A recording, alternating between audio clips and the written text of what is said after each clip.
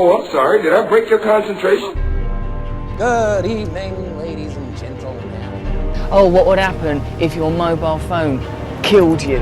We are tonight's entertainment. I would rather watch Beautician and the Beast. People don't forget. And here we go. Made for movies. And we are back again Monday. Welcome everyone. Made for Movies. I'm your host Eric Russo. Big lineup today for you guys. We're going to start with a very interesting movie birthday related to none other than Mr. Vin Diesel. We have our box office update, all of the news for the week. Should be a relatively quick episode. At the end, I will give you my weekly recommendation as well.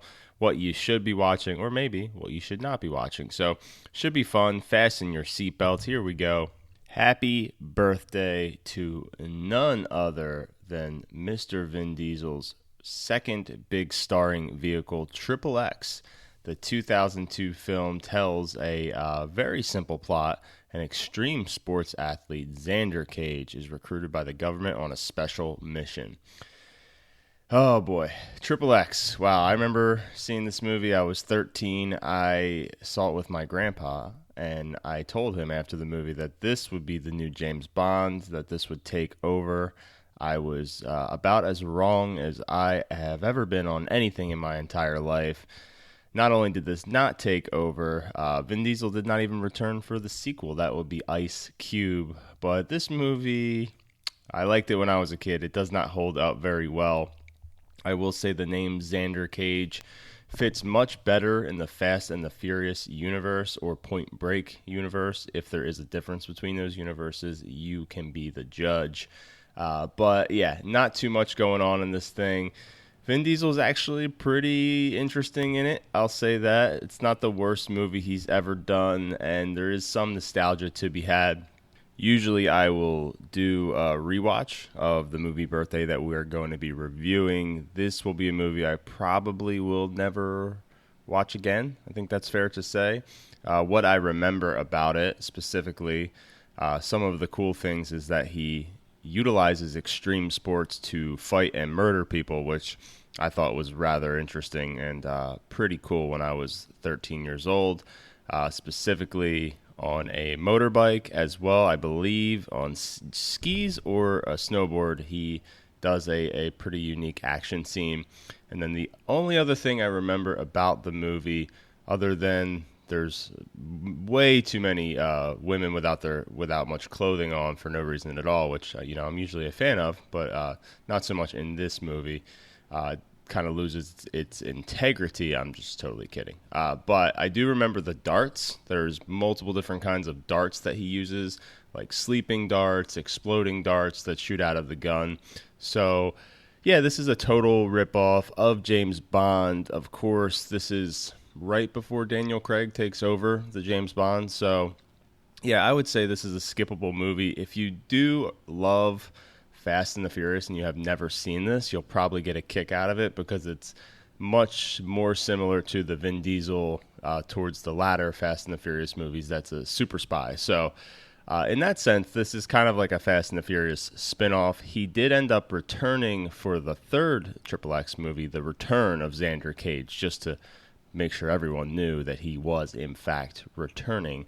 I did not see that. I've heard it is decent. I probably will never watch it, but it is the birthday of XXX. You can imagine, considering that this is the movie that I picked, that August 9th is not a very big birthday movie day, and this was the number one movie to do. So happy birthday to XXX. I will give this movie a 5 out of 10. Again, Vin Diesel fans, watch it. Everyone else, skip it.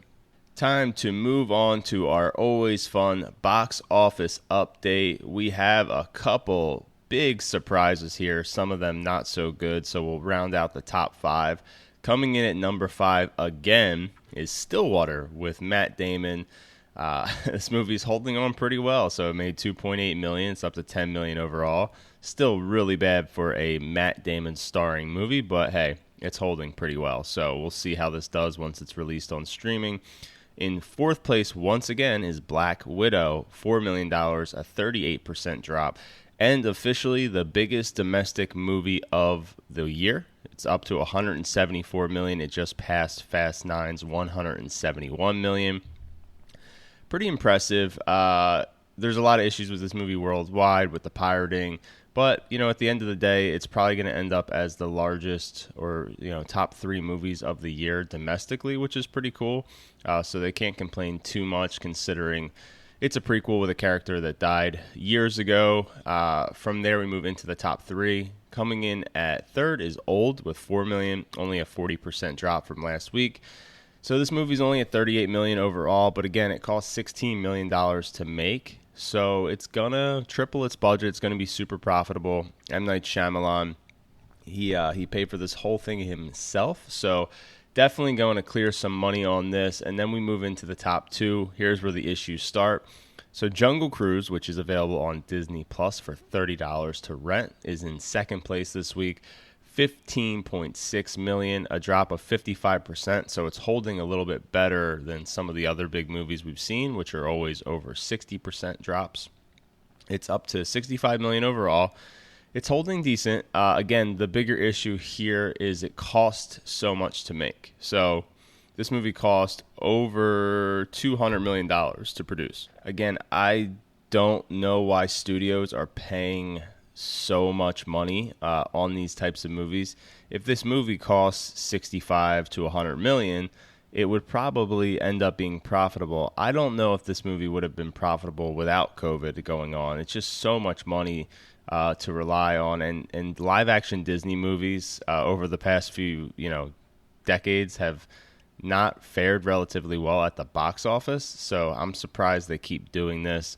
Again, I think they see this as just a long-term investment as far as making the ride a more sought-after attraction, as well as just toys and cartoons, I'm sure, that will follow, and I'm sure a sequel of some kind will follow from this, probably not with The Rock and Emily Blunt, but you never know. So moving into the top spot is a very interesting one. So Suicide Squad, number 1 at the box office, $26.5 million. On paper, that's great. Number 1, R-rated movie, the biggest R-rated opening of the year. The bigger issue is that this movie costs $200 million to make. And once again, this is available for free on HBO Max if you are a subscriber. So the issues here, again, great, first place, awesome, but $26.5 million on a $200 million budget is just not going to cut it. This movie is 100% going to lose them a big chunk of change, and I just don't know who's to blame here. Obviously, we'll have our review up later this week. It's getting fantastic reviews and getting praise from the fans. I think the bigger issue here is the marketing. So, of course, the hardcore fans will know that this is basically a sequel to the first one, but they have come out and said that it is not a sequel and it is not a reboot, yet it shares the exact same name other than it adds the to the title. So it's super confusing to anyone who's not doing a lot of research on this. The reason it's so confusing is you have actors that are returning, and it's very confusing as to where this takes place. Some of the actors are back, some of the actors are not back, and it's just it's kind of a shit show, and I think that they have themselves to blame. They wanted to not be attached to the Suicide Squad from 2016 because that movie gets a lot of shit now, but they forget that it was relatively liked in theaters as far as like audience polling.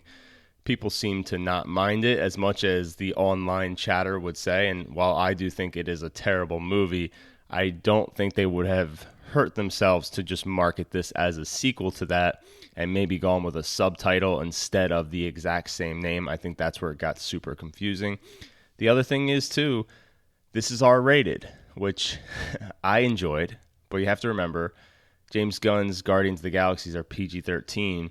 A lot of fans can't go see this in theater, and it's free online if you have HBO Max. So why would anyone go see it in theaters if they could just stay at home? I'm really curious to see what the streaming numbers are for this as far as how much viewership. I assume it's going to be very, very high. But that wraps it up for box office updates this week. Really curious to see what all of you thought of Suicide Squad, so please don't forget to send us your comments. We are on social media at Made for Movies Podcast. You can email us, madeformoviespodcast@gmail.com. And if you have a specific thing about the movie that you want us to discuss, just shoot us a question and we will feature you as one of our featured discussion topics for next week or whenever you send that in. But it is time to get to some movie news. There was a ton to cover this week. So as always, we're going to start with the quick hits. Just want to get as much news to you as possible. So these will be relatively short. Going to start off with a shout out. Barry Season 3 has officially begun filming. I love the show Barry. I think it's one of the best shows ever. If you have not seen it, I will continue to talk about it and praise it until you go watch it. Go watch Barry Season 1 and 2 streaming now on HBO. Season 3 should be airing sometime in the beginning of 2022. Moving right along, one of my favorite actors from when I was a kid, Brendan Fraser, has joined the cast of Martin Scorsese's Killer of the Flower Moon. Okay. All right. I like Brendan Fraser. I think that he got kind of kicked out of Hollywood for I don't even know why, but it's cool to see him back. He was just in No Sudden Move, the new Steven Soderbergh movie, and to see him in a Martin Scorsese movie is really exciting. Killers of the Flower Moon is coming on Apple Plus sometime in 2022, starring none other than Leonardo DiCaprio and Jesse Plemons. So this movie's going to be amazing, whether Brendan Fraser is weird in it or not. But I'm happy to see him getting some more prolific roles with big-time directors. So that's really cool that he's having a little bit of a resurgence here. He does not look very healthy. I'd like to see him lose some weight and get back to the Brendan Fraser that we all know and love. He's looking a little interesting to me, but nonetheless, congrats to him for getting another high-profile role. And moving into our last quick hit of the week, Overlook TV series was going to tell the story of the Shining Hotel in an HBO Max series. So HBO Max has decided not to move forward with this series, which was coming from the J.J. Abrams Bad Robot Productions. There was no reasons given. I assume it has to do with the fact that Dr. Sleep did not make them very much money, although that movie is fantastic. Maybe they thought that The Shining had a little bit more value than originally predicted. I'm super disappointed. Now, luckily, because this is a J.J. Abrams Bad Robots production, I believe they can take this somewhere else. So I'm assuming, considering how much money is wasted on streaming, that we will get this series. I love the idea of a prequel to The Shining. The Overlook Hotel has so much history to it, so many stories that we got glimpses into. I think that this is a no-brainer for sure, and why not? There's so many terrible television shows out there. I would have loved to have seen it on HBO Max just because I know HBO takes so much pride in their television productions, and I think it would have been amazing there. But hopefully it picks up a life on Netflix or Hulu or one of these other streamers. Speaking of streamers, we will move into our top 3 stories of the week. Paramount Plus making some moves. This is this is insane. Okay. So Trey Parker and Matt Stone, the creators of South Park, have signed a $900 million deal with Paramount. This will be for 14 movies for Paramount Plus. That's freaking insane. 14 movie deal, as well as it will take them up through the 30th anniversary of South Park. Holy shit. That is so much money. I saw something really funny online where someone said, keep in mind, they are splitting the $900 million, so only $500 million each. Yeah, that is something to definitely keep in mind. Keep in mind they have to pay taxes on that, so we're really only talking $250 million. But Jesus, this is insane. 14 movies is crazy. I know there's a couple South Park movies. I'm not the biggest South Park fan. I think it's hilarious when I watch it, but I'm not a religious watcher. However, I will definitely be more inclined to check out some of these movie specials for sure, especially if they're short and sweet and I don't need a lot of viewing history to understand what's going on. So really looking forward to see what they cook up, and congrats to them. I definitely think South Park is one of the better cartoon TV shows out there for sure. Moving into the top 2 news stories of the week, another streamer deal. So Matthew Vaughn's star-studded spy movie Argylle, which stars pretty much everyone in Hollywood, from Henry Cavill, John Cena, Catherine O'Hara, among many others. We went over this movie a couple weeks ago. $200 million deal with Apple Plus. So this one's kind of disappointing, I have to say. Big spy thriller with a huge cast. This movie, to me, has a lot of potential to be a big theater hit. I guess I'm wrong that they don't see that and they want to just jam this right on streamers. Good for Apple Plus, obviously. They are definitely making a name for themselves on quality.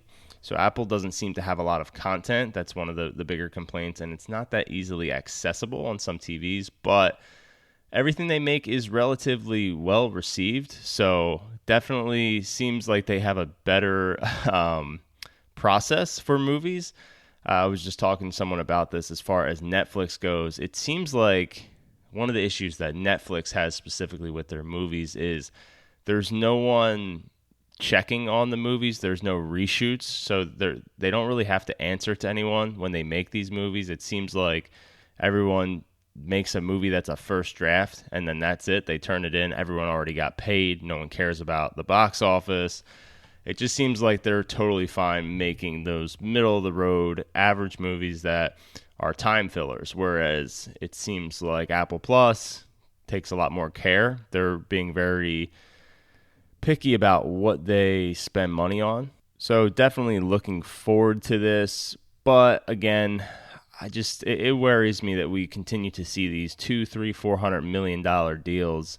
It also just is so confusing in the sense of, like, I thought that movies needed to make a lot of money to be profitable, but now they're just selling them to streaming. I don't know how they figure out the algorithms for how a movie is worth $200 million to a streamer, but it doesn't seem like a lot of people will be signing up for Apple Plus to watch Argylle, if I had to guess. So in that sense, it does not make sense to me yet. I'm sure someday we will have some sort of equation that we can kind of get a better idea on how much money these movies are adding to streamers. But as of now, it's super confusing, and it seems like they are just trying to buy up content to get headlines, and the headlines will make the streamers more sought after. And now it is time for our biggest story of the week. Stranger Things just dropped a teaser trailer. Very, very little was shown. However, it did show something very important, and that is the release date, or the release year. So it is coming in 2022. That is a little bit of a disappointment to me. I was really, really hoping to get me some Stranger Things by the end of the year. It will have been almost 3 years since Season 3 by the time Season 4 airs. I know a lot of people have messaged us, talked to us about this, specifically the age of the kids and how they're worried that the kids are just getting too old. I think people need to just get over the fact that this is not a kid's show. So originally, they were young kids, but I think the overall theme of this has never really been about kids. It is a coming-of-age story for sure, but there's no reason that they can't continue to age. I don't want to see it go on forever, but I definitely think we're getting at least one more year, which would mean 2024. They'll all be in their early 20s by then, so it's going to be funny for sure. But again, It Chapter 2, the 27-year gap, tells the story of kids and then adults. I think there's something really cool about seeing these kids go from kids with certain interests all the way to young adults. It's a pretty cool process, not only to see the characters, but also the actors, some super talented actors in this group. And I am excited. I really hope that they deliver. Season 1s through 3 are, in my opinion, some of the best television ever. And really interested to see what type of monsters they come up with. Season 3 was for sure a highlight as far as the monster that was featured, so I'm sure they're looking for ways to top it and send the show out with a bang. Absolutely. That wraps up all the news, so nothing too crazy this week, nothing that made me want to tear my eyes out, so that's always good. I will have one recommendation for you guys this week. It's going to be a documentary that's on it's on Amazon Prime right now. It's called Val. So Val tells the life story of Val Kilmer. Really, really awesome documentary. One of my favorites in recent memory. If you're a fan of movies, if you're a fan of the process of making movies and acting, this is a can't-miss documentary for you. It does mostly feature, it's told through videos that Val Kilmer himself took on the sets of many of his movies. So very interesting, especially in the 80s and 90s when no one did this. The fact that he was one of the very few people with a camera recording everything that he was doing years later, and to have it is fascinating. It is a very sad documentary, specifically with his current health issues. He is unable to speak, really, it's really hard to watch, but he seems like one of the sweetest guys in the world. I know he had a reputation for being an asshole, and I think that this really shines a light on why that is. It has a lot more to do with how artistic and creative and how smart he was, and sometimes that just doesn't match up with studios. And I'm not saying he was a perfect guy, but he certainly seems to be a great father in this, and there's a really great message behind it. And I really enjoyed the entire documentary. It's a little long, especially if you don't like Val Kilmer. It may not be for you, but I think everyone will get something out of this. And again, this is free on Amazon Prime. It's getting unanimously praised for reviews, and I think everyone should watch it. All right, well, that wraps it up. Super quick episode for you guys. Getting ready, though, this Thursday, official review of the Suicide Squad deep dive. It's going to be a bloodbath. Some things happened in this movie that made me very, very happy. If you listen to our podcast, I had one condition, one rule. Someone needed to die, and we will find out if that happened or not. Right now, Suicide Squad is in theaters. Go check it out or watch it on HBO Max. But definitely try to watch it before this Thursday so you can laugh along with us as we go through this entire movie. As always, please continue to send us your comments. We appreciate all the feedback we're getting. Please subscribe to us on Apple Podcast and Spotify and YouTube. Give us that 5-star rating on Apple Podcast. It really helps us out, and we really, really appreciate it. As always, can't wait for next week. Bye.